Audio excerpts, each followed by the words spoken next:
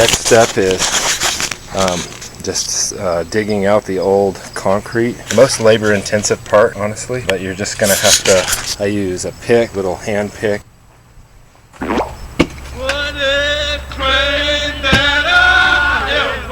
The concrete's probably going to be 2 feet into the ground. A regular 4x4 post that we're going to use for this is 8 feet, and so we want to bury 2 feet of it in the ground. The other 6 feet are for the fence. Also to note, you can't throw the old concrete into your trash. They consider that hazardous waste for some reason. Honestly, I don't know how you're supposed to get rid of it. Don't tell anybody, but I just busted mine up with a sledgehammer and then put little pieces in the trash, in my trash every week until it was all gone. It took like months for it to all get away, but technically you need to take it to like a hazardous waste facility, I guess.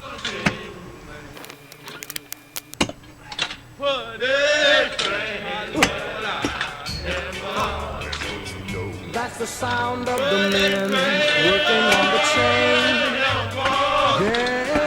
train. Just a good tip for married guys with a wedding ring. Take your wedding ring off first and you won't get this blister.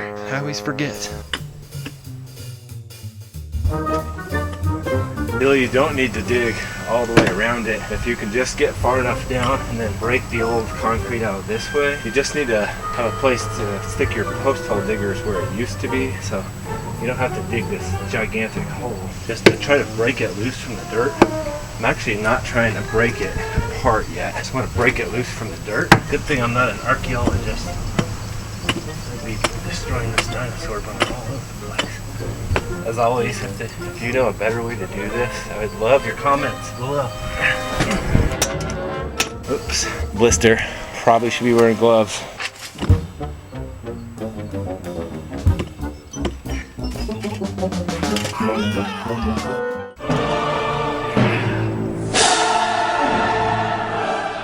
So they didn't get their concrete. Whoever put this in did not get it down to the bottom, which I'm kind of torn about, because that means water underground can get to the bottom of the post and start rotting it. Should you encase it in concrete? But that creates like a cup, so if water comes in from above, it can't get out anywhere. And then we just need to go get our post hole diggers and start digging a hole, and we will measure from the bottom of the hole up to ground level 2 feet. So we need to get a 2-foot hole dug. So if we were just digging a normal hole and not replacing a post, we'd only have to make it, I don't know, about that big. Just dig the hole and pour concrete in, put your post in it. But since we're replacing, and since I had to dig such a great big hole, I've got to try to rebuild a hole to put the posts in. Usually these sonic tubes are used for like deck pillars and stuff, but to build up our hole, we're gonna have to bury this whole thing. So it's 8.5 inches, and then we got a 2-foot section that we have to bury. So we're gonna have to get at it with the post hole diggers and make a hole big enough to bury that.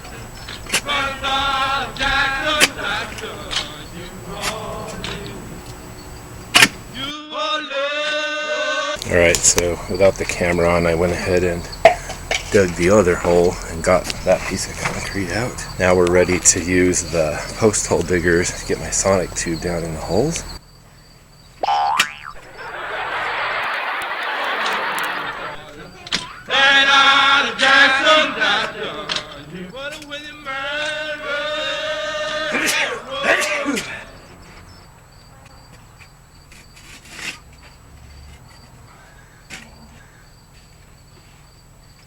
You want to bury your post 2 feet into the ground, so we want to go 2 feet from right here, ground level. My hole is actually 30 inches. I've got some room, so what I'm going to do, pour some of my concrete down in the hole first to actually kind of build like a case under the post. There's a lot of different reasons why to do this and why not to do it. Some people put some gravel under the post. I'm not really sure what the best method is, but this way I'm gonna create kind of like an encased container for the post so the water can't rot it from the bottom. Right there's, if this sticks above the ground, that'll help water wick away from the post. Kind of make sure my tube is level. Ever notice how when you go to fill in a hole, there's not near as much dirt as it came out of the hole? Where did it all go? Take your post and set it down there. So I kind of balanced it there. I'm just gonna put a little bit of concrete in the hole. Just keep it straight as we pour it in. They do recommend bigger holes for a post, 4x4 should be about 12-inch diameter hole, and I've used 8. At this stage, before we get too much concrete in there, it's going to be important to get the post where we want it, because the old fence needs to line up straight to be able to nail to it. So we got to work that in as we pour concrete down in there. Honestly, I probably should be wearing gloves. Also, at this point, you want to make sure your post is rotated square this way. I've noticed you can get it square, but the post sometimes has a bow in it, and there's nothing you can do about that.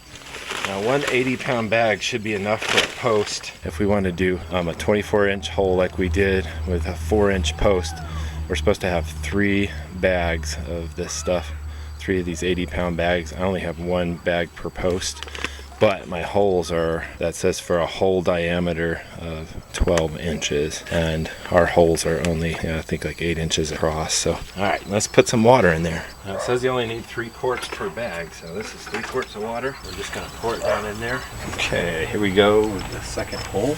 Ground level looks like it was there. We'll go a little further down so we can put some concrete under. Now the tricky thing with this one is we were gonna want the post to go as close to the wall as we can. We may not get a lot of concrete on the inside there. That's 2 feet deep. We wanna go a little further just so we can put some concrete under the post. All right, so I actually did not get the type of concrete don't mix that you actually just pour it dry in the hole and pour water in. It's this regular concrete. I think you can tell by the color of the bag. Yellow bag, you have to mix. Red bag, you don't have to mix it. And this says to place 6 inches of dry concrete in the bottom of the hole. Since I'm only gonna do 1 bag, I'm just gonna go do 2 inches. And you don't wanna breathe that dust. Drop my bag. Now it's time to place our sonic tube. Probably not a bad idea to level that tube. So we can go ahead and fill our hole back in.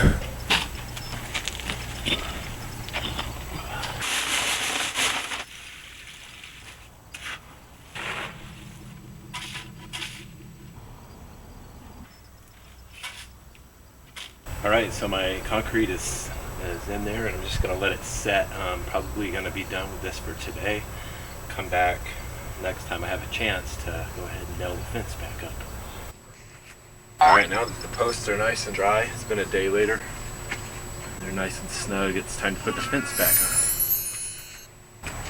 So we have the old fence here, and we just need to nail it to our new post. So one of the benefits of watching Blind Squirrel DIY is finding out where I screwed up so you don't do the same thing. So the original post was over here, so that you could put these cross pieces so that these posts come out halfway, so that the other one can go halfway on here. So if you've made the same mistake, you'll see how I'm going to fix this. Thought about maybe just tying these pieces together with maybe a piece of metal and screwing it together. My other idea is I'm gonna take my multi-tool and I'm gonna cut this cross member here so that it ends halfway on my new post, and just bring the old fence over this way. And so the only drawback to that is this original cross piece went all the way to the wall here, so I'm just going to bring it out this way. So there's going to be a little gap between it and the wall, which luckily in my situation here, it's behind this part of the house. No one will ever see it.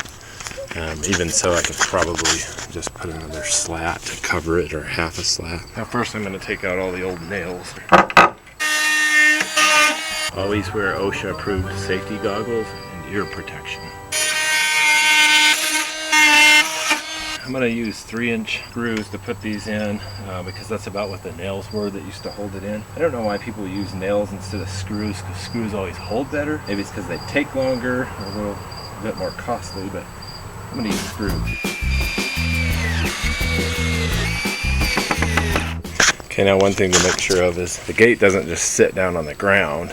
Originally when they built the fence, obviously they put the cross members in first, and then they nailed on the pickets. And so for me to get these cross members now to the height they used to be, I'm going to have to try to set the gate up on a stack of blocks that gets it about the right height. And I'm going to set a level up there and make sure I've got it level, and we're going to screw it on. Alright, so I got it stuck up there, and I used a clamp just to hold the top up there. Then I put my level on it. Looks pretty good, so we're going to go ahead and screw that thing down.